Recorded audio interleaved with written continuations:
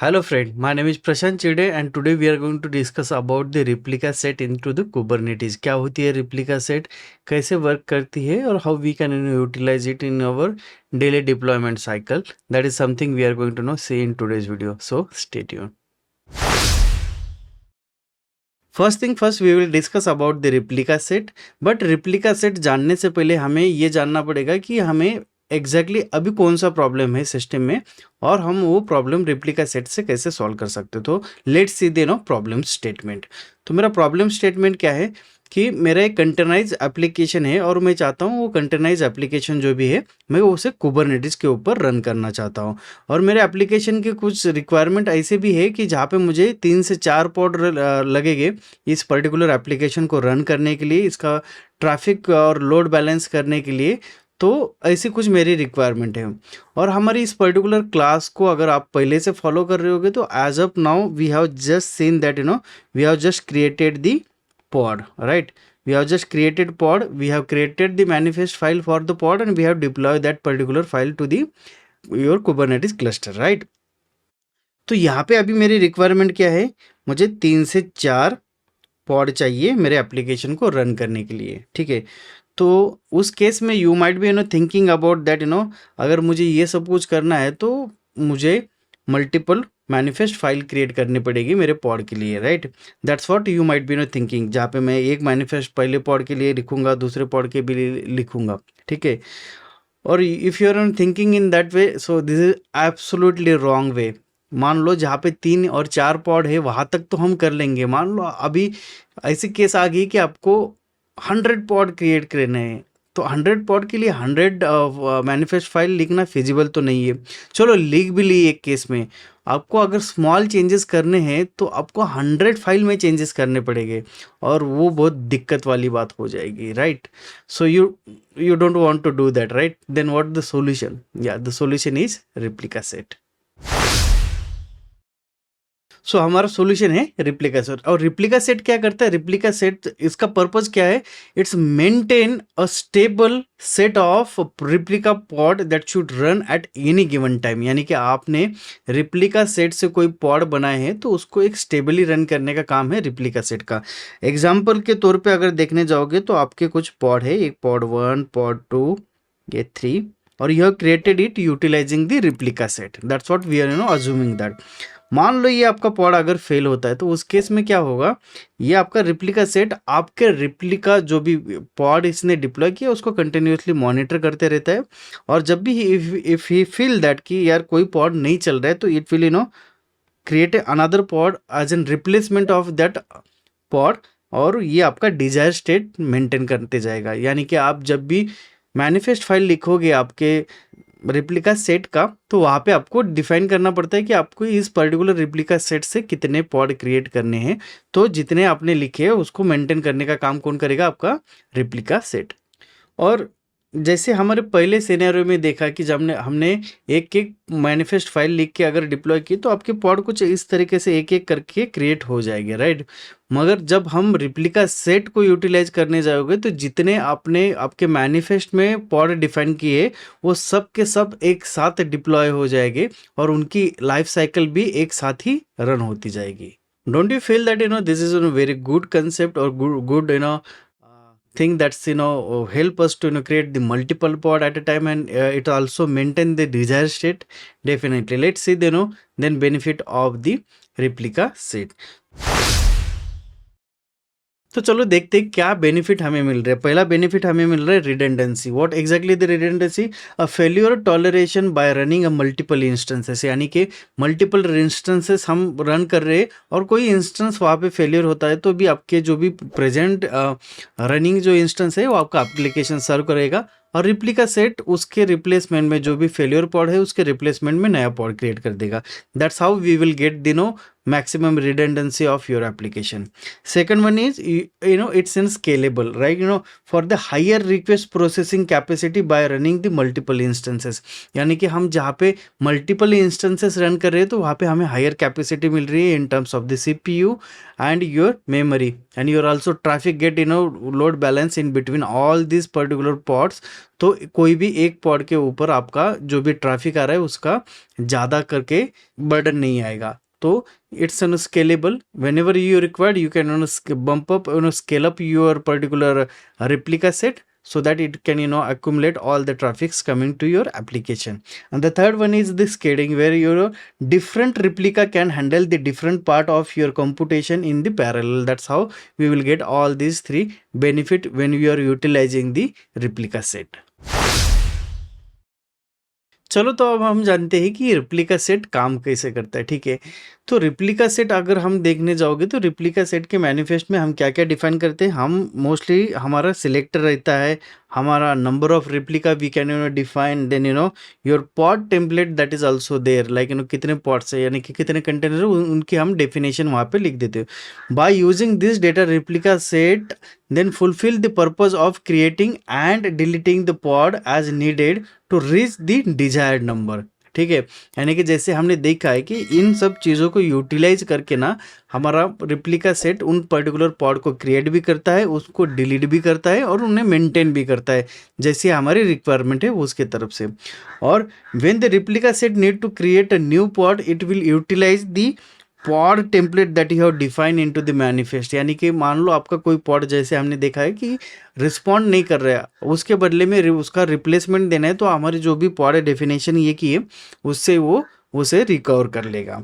Then replica set links to the its via a pod metadata dot owner reference. यानी कि हर एक चीज़ का owner reference रहता है. आप जब भी कोई पॉड क्रिएट करोगे, मान लो मेरा ये पॉड से ये मैं यूटिलाइजिंग द रिप्लिका सेट बना रहा हूँ, ये मेरा रिप्लिका सेट है. ठीक है, इससे मैं ये अगर पॉड डिप्लॉय कर रहा हूँ तो इन हर एक पॉड में जो भी ओनर रहेगा इनकी रिस्पॉन्सिबिलिटी कौन लेगा, तो ये रिप्लिका सेट. अगर इस रिप्लिका सेट को आपने जो भी नाम डिफाइन किया है that will be the owner of this particular pods. ठीक है, ये बहुत इंपॉर्टेंट चीज़ है. सिलेक्टर तो रहेंगे, सिलेक्टर रहेंगे, मैच लेबल रहेगा, मगर यूर मेटा डेटा ओनर जो भी है, ओनर रेफरेंस, ये इंपॉर्टेंट रहता है आपके कोई भी डिप्लॉयमेंट में. जहाँ पे आप रिप्लिका सेट बना रहे हो या फिर आप डिप्लॉयमेंट क्रिएट कर रहे हो, तो हर एक चीज़ में आपका जो भी ओनर रेफरेंस है वो इंपॉर्टेंट रहेगा. We will see this like how we can see the owner reference into the particular pod. और ये आपको खुद से बनाने की ज़रूरत नहीं. जब भी आप डिप्लॉय करोगे आपका particular replica set, that time it will get created for you. तो चलो हम अभी देखेंगे कि पॉड की मैनिफेस्ट फाइल कैसे हम क्रिएट करेंगे. अगर पॉड मैनिफेस्ट फाइल यहाँ पे आप देखने जाओगे तो जहाँ पे हम लिखोगे कि हमारा API वर्जन क्या रहेगा और काइंड जो भी रहेगा वो रहेगा यहाँ पे रिप्लिका सेट, क्योंकि हम यहाँ पे रिप्लिका सेट क्रिएट कर रहे हैं. उसके बाद में आप मेटा डेटा में जो भी मेटा डेटा आपके लेबल्स डिफाइन करोगे, जैसे कि यहाँ पे आप मेन लेबल यहाँ पे देखे नहीं जाओगे तो हमारा है फ्रंट एंड. ठीक है, और एप्लीकेशन का नाम भी यहाँ पे हमने लेबल्स में डिफाइन कर दिया. ठीक है, अभी यहाँ पे जो भी स्पेसिफिकेशन है, यहाँ पे जो रिप्लिका देख रहे हो, दिस इज मोर इम्पोर्टेंट. यहाँ पे हम डिफाइन कर रहे हैं कि इस पर्टिकुलर जो भी मैनिफेस्ट से डिप्लॉयमेंट होगी पॉड की, वहाँ पे हमें चाहिए एटलीस्ट 3 पॉड्स. ठीक है, वो यहाँ पे हम डिफाइन कर रहे हैं. सिलेक्टर में मैच लेबल ले लिया हमने टियर फ्रंट एंड. ठीक है, और यहाँ पे आ गया आपका मेटा डेटा, जहाँ पे मेटा डेटा में लेबल ले लिया हमने फिर से, और जो भी लेबल है हमने फ्रंट एंड यहाँ पे डिफाइन कर दिया. ठीक है, ये हो गया आपका पॉड का टेम्पलेट नीचे वाला, जहाँ पे हम डिफाइन कर रहे हैं कि हमारी कंटेनर की इमेज क्या रहेगी और उस पर्टिकुलर कंटेनर को नाम क्या दिया जाएगा. You can also add more data here, like you can add the CPUs and memory and whatnot, what are the things like your persistent volume and other things you can define. But इस particular practical के लिए और make it simple बनाने के लिए हमने क्या किया, यहाँ पे सिर्फ जो भी इम्पोर्टेंट चीज़ें है वही यहाँ पे हमने डिफाइन किए. जैसे कि हमारा रिप्लिका सेट हो गया और लेबल्स हो गए.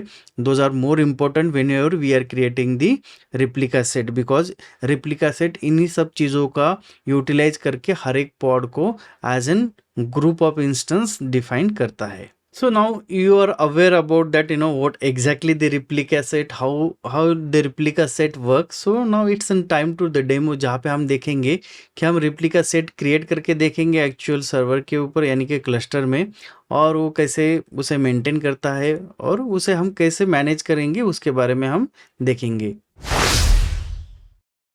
सो यहाँ पे हम जो भी मैनिफेस्ट फाइल हमने डिस्कस की थी, this is what the manifest file. So I am going to now copy this particular manifest file and I will go into the terminal, और यहाँ पे मैं एक फाइल क्रिएट करूँगा vim with the name res.yaml, ठीक है। और ये फाइल मैं यहाँ पे पेस्ट कर दूंगा जो भी कंटेंट हमने कॉपी किए हैं, and I will save this particular file.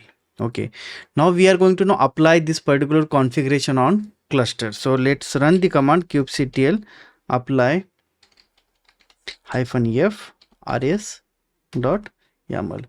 So now it's saying that your replica set got created. So that is okay. So we will check that the status of your replica set, is it created or not, or maybe we can check the pods kubectl get pod। सो यहाँ पे आप देखोगे तो front end के नाम से ये 3 pod create हो गए। That's what we have define in our replica set कि हमें यहाँ पे 3 पॉड चाहिए करके, बराबर। तो इसने यहाँ पे हमारे 3 पॉड यहाँ पे क्रिएट कर दिए है, ठीक है। So that's how we can create the replica set. और ये तीनों के तीनों पॉड एक ही साथ रन हुए। यहाँ पे हमने अलग से कोई मैनिफेस्ट फाइल इसके लिए नहीं बनाया है, जो भी जा रहा है एक रिप्लिका सेट से जा रहा है, ठीक है।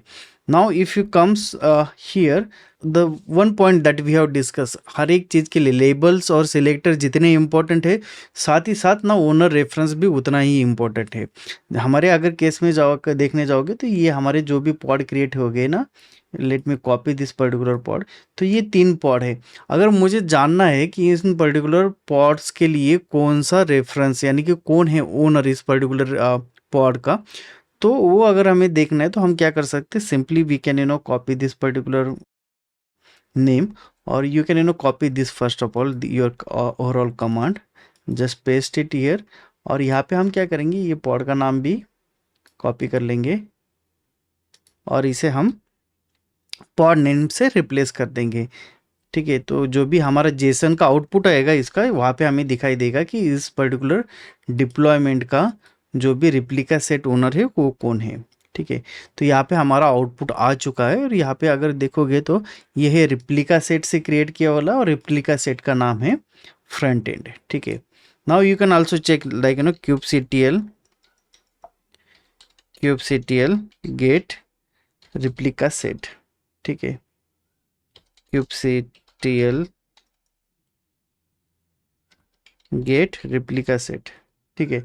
So now you will see here कि हमारे जो भी हमारा क्लस्टर, इस क्लस्टर में 3 रिप्लिका सेट बनी है, और ये जो रिप्लिका सेट है फ्रंट एंड जो हमने बनाए, इसके डिजायर पॉड है वो 3 पॉड है, करंट रनिंग पॉड भी 3 है, और रेडी भी 3 है। That's what status you will get जब भी हम रिप्लिका सेट को देखने जाएंगे, उसका स्टेटस क्या है वो देख सकते हैं। So let me clear the screen.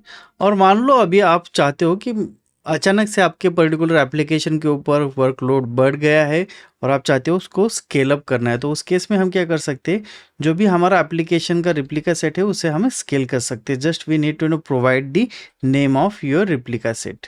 तो यहाँ पे आप जो भी है रिप्लिका सेट का नाम यहाँ पे डिफाइन कर सकते हो, जैसे कि हमारे केस में है फ्रंट एंड, ओके। और हम इसके रिप्लिका सेट जो भी है इसे हम 8 से बढ़ा रहे। If you run this particular command, so that it's already scaled your replica set. और आप देखने जाओगे पॉड्स kubectl गेट पॉड, तो आप देखोगे तो यहाँ पे रिप्लिका सेट जो फ्रंट एंड है उसके 1 2 3 4 5 6 7 8 पॉड अभी रन हो रहे। डिजायर स्टेट हमारा कितने का था, 3 का। ये कौन से सिचुएशन में कर रहे हैं, हमें जहाँ हार्ड एंड फास्ट हमें रिजोल्यूशन चाहिए, जैसे ऑन द फ्लाई हम इसे रन कर रहे हैं। मगर better way you should go and do everything by utilising the declarative way of the deployment. Now you might be thinking that declarative way से कैसे, कुछ नहीं करना है, हमें क्या करना है, हमारी फाइल में जाना है और फाइल में जो भी रिप्लिका सेट है उसका नंबर हमें चेंज कर देना है। हमारे केस में vim करके हम rs डॉट यामल इसमें जाएंगे, जहाँ पे डिजायर स्टेट जो भी है मेरे फाइल की अभी 3 है, मगर हमने जो इम्पेरेटिव वे से इसको 8 कर दिया था, ठीक है। तो we have to now modify this particular number to the 8 first thing. और मैं चाहता हूँ कि अभी मुझे 8 नहीं चाहिए, 8 तो मॉडिफाई करके मैं उस पर्टिकुलर फाइल को मेंटेन कर सकता हूँ। मगर नाउ द सिचुएशन, जैसे कि मैंने बोला है कि जो भी हम डिप्लॉयमेंट करेंगे उसे डिक्लेरेटिव वे से करेंगे तो that will be better for everyone, right. तो अभी मैं चाहता हूँ कि यहाँ पे 12 पॉड मेरे रन हो जाए, तो I just updated the number ही है। 8 पॉड तो हमारे रन हो चुके हैं, ठीक है। तो मुझे क्या करना है, इस पर्टिकुलर फाइल को मैंने सेव कर दिया है और just you have to run the command kubectl apply -f और rs.yaml। तो ये आपका कॉन्फ़िगरेशन जो भी है वो चेंज कर देगा। What it will do, kubectl get pod, it will created remaining pods for you, जिनका अभी आप टाइम स्टैम्प देखने जाओगे तो इनका टाइम स्टैम्प है कुछ अराउंड 5 सेकंड पहले ही ये बच्चे वाले इसने पॉड क्रिएट कर दिए है। So this is how we can create the replica set और we can create the multiple pod out of it. यही अगर हम पॉड एक एक पॉड के मैनिफेस्ट फाइल करके अगर देखना चाहते तो that will be not a sustainable solution for everyone, that's why the replica set. So this is what the replica set, where it's solving our problem where we required the more than one pod, जहाँ पे हम replica set utilize करके हम हमारे multiple pod create कर सकते हो, ठीक है। मगर यहाँ पे एक रिकमेंडेड वे है, क्योंकि इससे बेटर तरीका है यहाँ पे जो है कि डिप्लॉयमेंट, और Kubernetes itself recommend that rather than utilizing the replica set you can utilize the deployment. So deployment can handle your replica set and much more that we are going to see into the next video. मैं आशा करता हूँ आपको replica set तो समझ में आ चुका होगा। So I will suggest that go and create the replica set in your environment so that you will be get more familiar about the Kubernetes environment. So आज के लिए इतना ही guys. We'll meet into the next video with the new topic. Till that time, take care and happy learning.